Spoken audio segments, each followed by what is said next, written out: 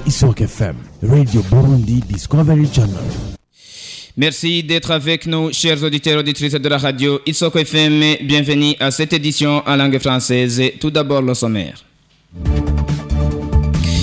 Le Burundi et le Gabon entretiennent des rapports de coopération depuis 1975, selon le porte-parole adjoint du président de la République du Burundi. La liberté de la presse au Burundi est respectée, même s'il y a quelques situations désagréables qui apparaissent. Vous allez également les suivre au cours de cette édition. La parole et action pour le réveil des consciences et l'évolution des mentalités par ces sigles trouvent qu'il faut la transparence et la bonne organisation dans le partenariat public et privé. Vous allez également les suivre à cette édition qui sera présentée par Alain Hervé Siabonimana et Anser Mirambona sur la mise en onde. Bienvenue. Papa, maman, écoutez, c'est la radio Isoko FM. Écoute, tu vas adorer. Bienvenue encore une fois. Débutons cette édition par cette page coopération.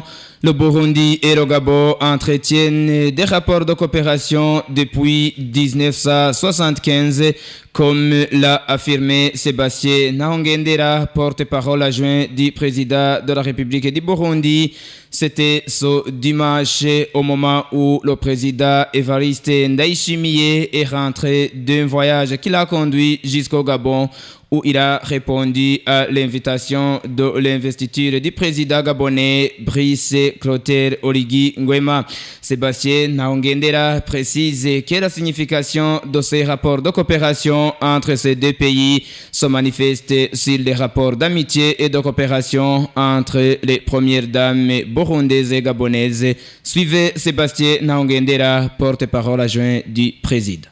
Le président de la République du Burundi, son Excellence Evariste Ndayishimiye, est rentré d'un voyage qui l'a conduit jusqu'au Gabon. Le voyage est rentré dans l'invitation de son homologue gabonais, son Excellence Brice Clotaire Oligui Nguema, à l'occasion de son investiture comme président démocratiquement élu de la République gabonaise. Vous vous rappellerez que le président gabonais vient de clore une transition qui a duré 19 mois. Il vient d'être conduit à la haute magistrature de la République gabonaise au terme des élections qu'il a remportées haut la main avec un score sans appel de 94,85%.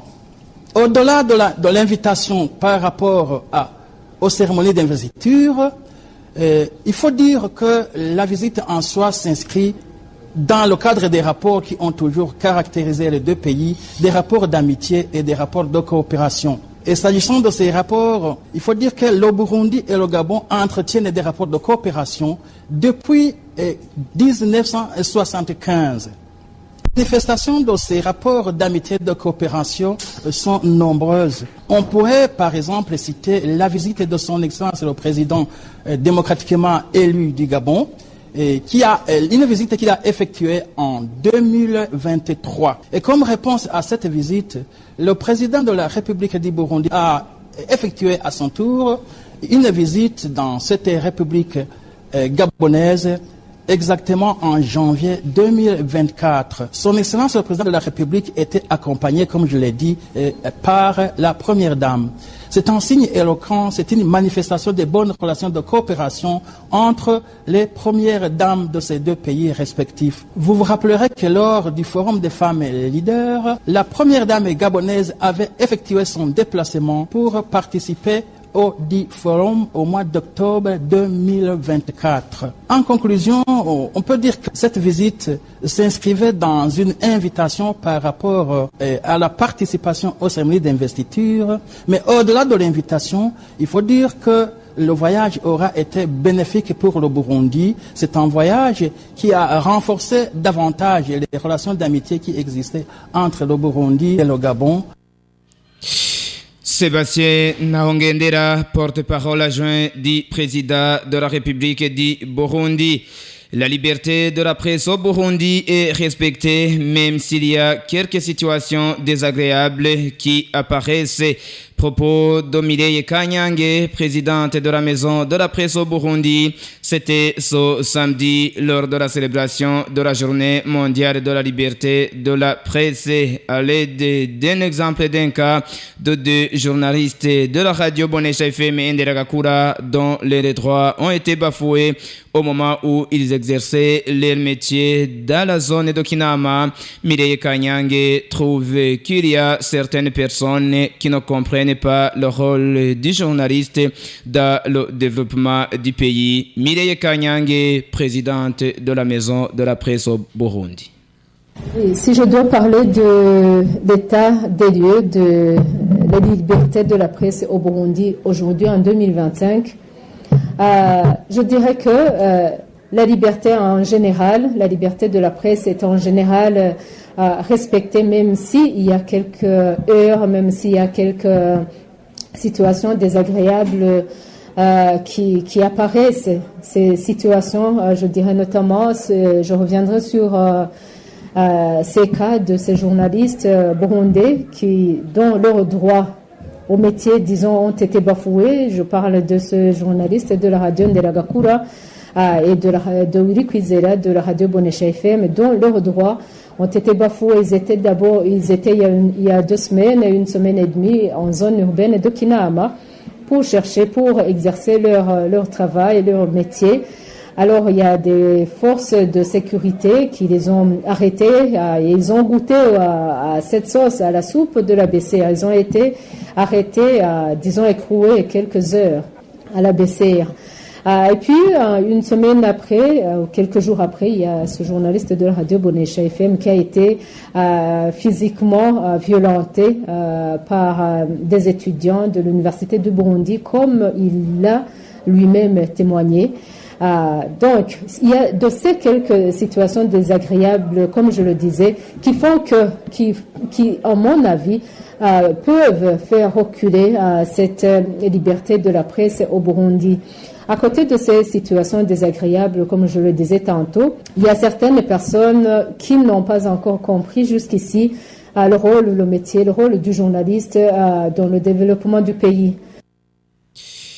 Mireille Kanyange rappelle que le journaliste ne travaille pas pour lui-même, mais plutôt qu'il est au service de la population. Elle exhorte tout un chacun, que ce soit les forces de défense et de sécurité, de garantir la sécurité du journaliste et ses matériels. Suivez encore Mireille Kanyange. Le journaliste ne travaille pas pour lui-même. Il est au service du pays. Il est au service de la population. C'est un porte-voix. Il est au service, je le disais, il est au service de la population. Donc, il faut que ces quelques personnes qui n'ont pas encore compris le métier du journaliste, qui le comprennent, et que ce soit l'administration, que ce soit les forces de défense ou de sécurité, qui garantissent, disons, la sécurité du journaliste et la sécurité de son matériel.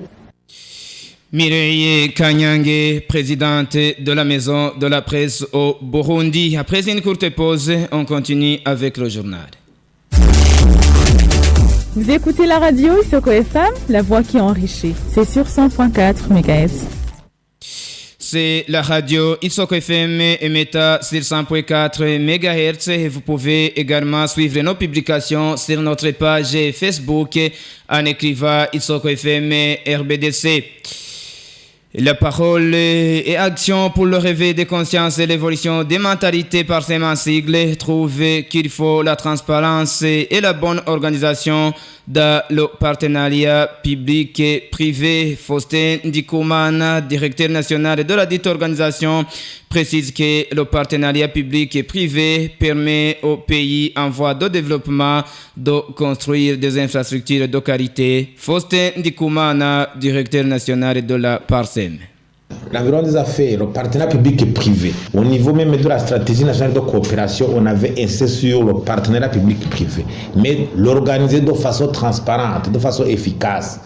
Parce que le partenariat public et privé s'est révélé un moyen pour les pays, surtout en voie de développement, d'engranger des fonds leur permettant de construire des infrastructures de qualité. Mais si on analyse la façon dont l'octroi, la façon dont on a organisé l'octroi du marché, de la reconstruction du marché central, on a constaté qu'il y a toujours anguille au niveau du partenariat. Les investissements directs étrangers, on constate que les investissements directs étrangers ne sont pas consistants au Burundi. Ça ne s'améliore pas. Il faut des stratégies pour qu'il y ait des résultats par rapport à l'organisation de la table ronde organisée au mois de décembre. Faustin Ndikumana, directeur national de la PARSEM. Actualité internationale pour clore cette édition. Le président gabonais Brice Clotaire Oligui Nguema a été investi ce samedi. C'est après avoir remporté les élections présidentielles du 12 avril de cette année. Brice Clotaire Oligui Nguema est élu pour un mandat de 7 ans selon la constitution gabonaise. Aux États-Unis d'Amérique, après 60 ans de fermeture, la prison d'Alcatraz dans l'île de Baie de San Francisco est réouverte selon la radio France Internationale, n'est-ce pas, Obélix Nyonzim? Selon le journal France 24, au Gabon, le président Brice Oligui Nguema a été officiellement investi pour diriger ce pays pour un mandat de 7 ans. Dans son allocution, il a promis le respect à l'ordre constitutionnel en indiquant que le Gabon connaît un nouveau départ de la démocratie. Dans ces cérémonies de son investiture, les différents présidents africains étaient présents, y compris le président burundais Evariste Ndayishimiye. Et comme nous le devons à la Radio France Internationale, aux États-Unis d'Amérique, le président Donald Trump a annoncé ce dimanche avoir ordonné la réouverture de la prison d'Alcatraz dans l'île de Baie de la ville de San Francisco en Californie pour y enfermer les criminels les plus violents. Cela après plus de 60 ans de sa fermeture. Disons merci à notre confrère Obélix Nyonzima. Point final à cette édition. Merci de nous avoir suivis. Merci également à Anser Mirambona qui assure la mise en onde.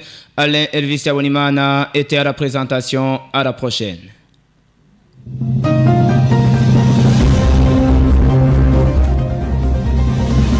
Radio Isok FM, Radio Burundi Discovery Channel.